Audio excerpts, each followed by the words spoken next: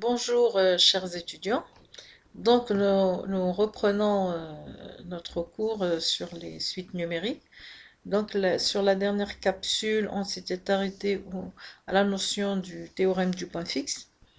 Et donc on a dit que on parle de point fixe quand on est en présence donc ici d'une suite récurrente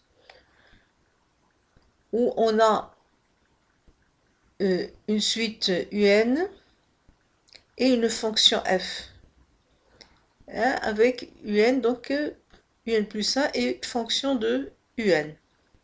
Alors un, on sait qu'elle est convergente vers une limite finie L. Et donc si f elle est continue en L, eh bien la limite quand n tend vers plus l'infini de f de un, c'est f de L.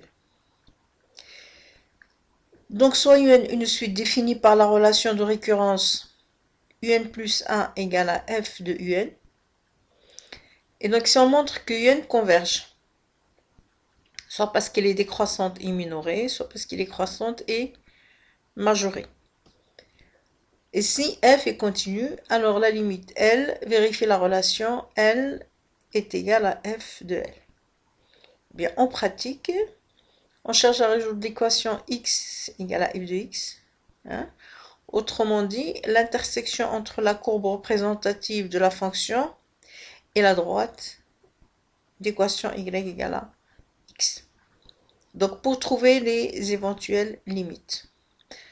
Alors si par exemple on a deux limites qui existent, eh bien un raisonnement simple permet d'en éliminer une. Puisqu'on a dit, si vous vous souvenez, que si la suite elle est convergente, eh bien la limite elle est unique.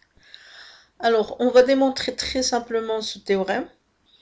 Alors on sait que donc la limite de un, donc c'est une suite convergente, elle va converger vers une suite finie L, quand n tend vers plus l'infini. En plus, f elle est continue. Et comme f est continue, donc on va partir de là, on va en déduire que f, donc la limite de f de un, c'est f de L. Or, regardez là, f de un, c'est un plus 1. Donc on a défini un plus 1, c'est f de un. Donc je peux remplacer ici, donc f de un par un plus 1. Donc j'écris que la limite de un plus 1 est égale à f de L. Hein, et donc cette équation, je vais la noter 1. Équation 1. Alors il est clair que pour la même, donc si on a la même suite, donc sauf pour le premier terme, eh bien la limite de un plus 1, c'est la limite de un quand n tend vers plus l'infini. Donc c'est L. Et donc du coup, regardez ce qu'on trouve.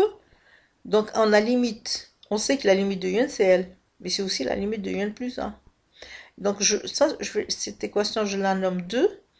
Et donc si je fais 1 et 2, donc tous les deux je les conjugue, regardez, donc on retrouve que f de L est égal à L. Hein, et donc c'est ce qu'il fallait démontrer, puisque la limite de un plus 1 c'est f de L, et la limite de n plus 1 c'est L. Donc L est égal à f de L. Alors exemple, soit la suite un, hein, donc définie par, donc on a premier terme u0 égale à 3, et quel que soit n, un plus 1 est égal à racine de un plus 1. Alors première question, calculons les 4 premiers termes de la suite et en déduire le sens de variation de la suite. Alors je calcule u1, je trouve qu'il est égal à 2. Je calcule u2, je trouve qu'il est égal à 1,73. Je calcule u3, c'est 1,65. Je calcule u4, c'est 1,63. Vous voyez que ça descend. 2, 1,73, 1,65, 1,63. Donc U0 est supérieur à U1, supérieur à U2, supérieur à U3, qui est supérieur à U4.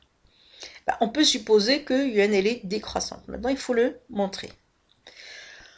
Alors, on va faire un raisonnement par récurrence. Donc, on va supposer, donc on a vu que c'est vrai pour les premiers termes. On suppose que c'est vrai pour n et on va démontrer que c'est vrai pour n plus 1. Donc on suppose que c'est vrai pour n et donc on dira que un est supérieur à un plus 1, parce que la suite est décroissante. Alors regardons, un supérieur à un plus 1, je vais ajouter 1 ici, dans ce membre, et 1 ici. Hein, ça donne que un plus 1 est supérieur à un plus 1 plus 1. Et donc je fais racine, hein, donc je fais racine ici et racine ici. Donc racine de un plus 1, elle est supérieure à racine de un plus 1 plus 1.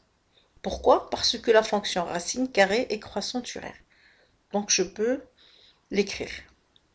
Eh bien ainsi, regardons, donc un plus 1 qui est égal à racine de un plus 1, il est supérieur à un plus 2. Pourquoi? Parce que ici, vous avez vu, donc racine de un plus 1 plus 1, c'est un plus 2.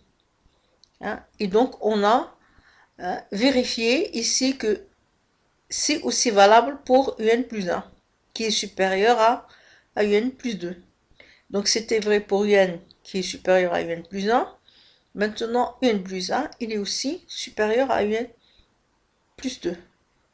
Et donc, on a démontré par récurrence que la suite, elle est décroissante. Maintenant, nous allons montrer que un, il est borné. Donc, il a une borne inférieure, un minorant qui est égal à 0, une borne supérieure qui est un majorant égal à 3. La même chose, nous allons utiliser le principe de récurrence. Donc, on vérifie pour u0, suppose vrai pour un, et on montre que c'est vrai pour l'ordre n plus 1. Alors, u0 égale à 3, strictement positif, donc vrai. Alors, supposons un positive, donc supérieur à 0. Alors, racine, donc un plus 1, donc un plus 1 qui est égal à racine de un plus 1, elle est positive. Donc, un positif, donc un plus 1, c'est aussi positif. Donc, c'est vrai pour un plus 1. Et donc, on a démontré que c'est vrai pour le rang un, n plus 1. Maintenant, de plus, on a u0 égale à 3, qui est inférieur ou égal à 3. Hein? Donc, on a démontré là, la borne inférieure. Maintenant, pour la borne supérieure. Donc, on a u0, c'est 3. Or, un, elle est décroissante. Ça veut dire que toutes les valeurs qui vont venir par la suite, elles vont être inférieures à 3. Hein? Donc, la suite un est décroissante. Alors, on a pour tout n, un, il est inférieur, strictement inférieur à u0, qui est égal à 3. Et donc, on a démontré que pour tout n, eh bien, un, elle est bornée, elle est comprise, les valeurs de un sont comprises entre 0 et 3. Maintenant, on déduit que la suite un est convergente vers une limite. Ben ça, on le sait. On sait que puisque la suite un elle est décroissante et minorée, et bien toute suite décroissante et minorée, elle converge. Elle converge vers une limite, elle, qui est positive ou nulle. Pourquoi? Ben parce que un, on a démontré tout à l'heure qu'elle est comprise entre 0 et 3. Donc là, la limite, elle est, donc c'est une indication concernant la limite. Maintenant, il faut calculer cette limite. Donc, déterminons L. Bon, ceci, on va le faire dans la vidéo prochaine. Je vous remercie.